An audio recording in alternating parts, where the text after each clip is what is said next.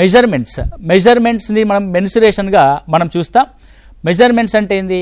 For example ఒక కొలత, ఒక చేయి ఎంత పొడవు ఉంది, ఒక వృత్తం యొక్క దాని సర్కంఫరెన్స్ ఎంత ఉంది, ఒక ఫ్లాట్ చతురస్రాకార ఫ్లాట్ ఉంది, దాని యొక్క వైశాల్యం ఎంత ఉంది, ఒక దీర్ఘ చతురస్రాకార నిర్మాణానికి చుట్టూ ముళ్ళకంచె వేయడానికి ఎంత ఖర్చు అవుతుంది. అంటే ఇలాంటి అప్లికేషన్ టైప్ ఆఫ్ క్వశ్చన్స్ మనం ఇక్కడ చూస్తూ ఉన్నాం. దీంట్లో మనకి రెండు రకాల మెజర్మెంట్స్ అనేవి చూడొచ్చు. ఒకటి 2 డైమెన్షనల్ మెజర్మెంట్, రెండోది 3 డైమెన్షనల్ మెజర్మెంట్.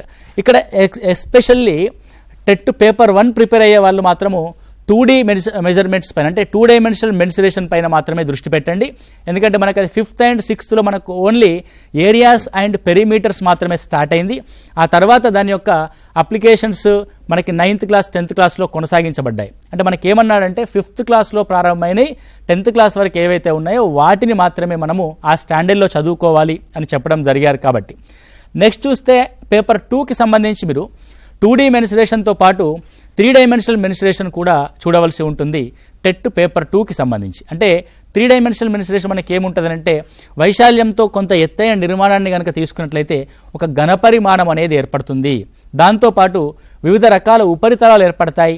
ఆ ఉపరితలాల వైశాల్యాల పైన సంబంధించిన క్వశ్చన్స్ రావడం జరుగుతుంది.